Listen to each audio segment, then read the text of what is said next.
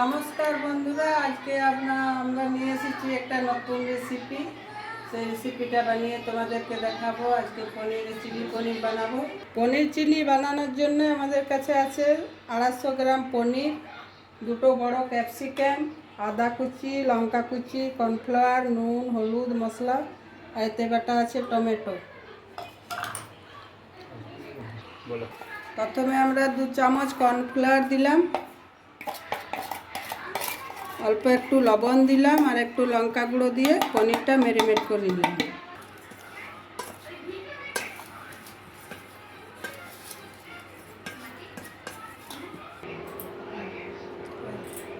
এতে আমরা কড়াই বসিয়ে দিলাম, ইন্ডাকশন অন করে দিয়েছি। এতে আমরা কড়াইয়ে দেব সাদা তেল। গরম হয়ে গেছে, এবার আমরা পনিরগুলো একটু একটু করে ভেজে তুলে নেব। এই যে এইভাবে আমরা পনিরগুলো একটু একটু করে ভালো করে ভেজে নেব।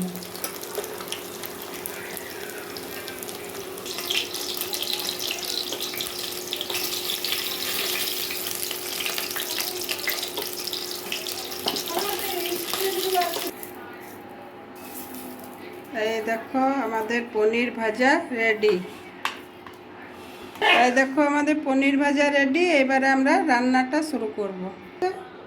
এবার আমি দিয়ে দিলাম আদা কুচি, লঙ্কা কুচি।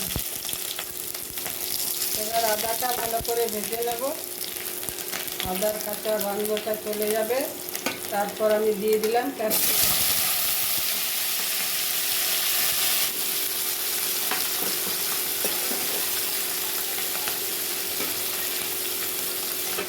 এই দেখো ক্যাপসিকাম ভাজাতে দিয়ে দিলাম আমি একটু লবণ। এটা কিন্তু সম্পূর্ণ নিরামিষ, এতে পেঁয়াজ পড়বে না, রসুন পড়বে না।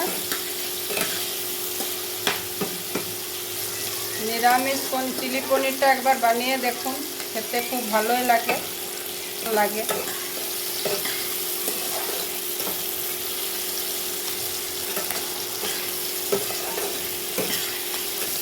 এতে আমি দিয়ে দিলাম 1/2 চামচ চিনি। এতে মশলা কিছু পড়বে না, তাই একটু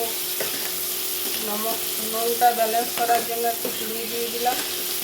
ভাজা হয়ে গেল, এবার আমরা যে টমেটোটা পেস্ট করে রেখেছি সেটা দিয়ে দেব।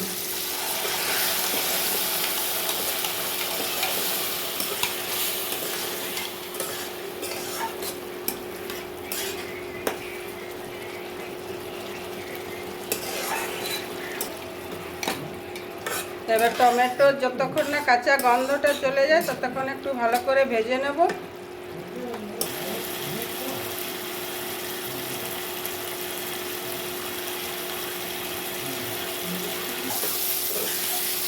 দেখো এবার আমার টমেটোটা ভাজা হয়ে গেছে, এর কাঁচা গন্ধ চলে গেছে।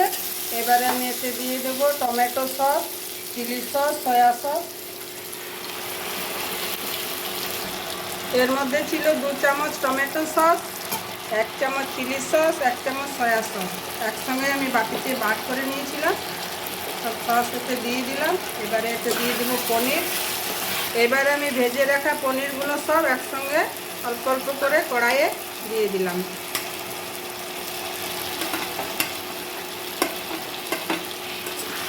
ভালো করে মিশিয়ে নিয়ে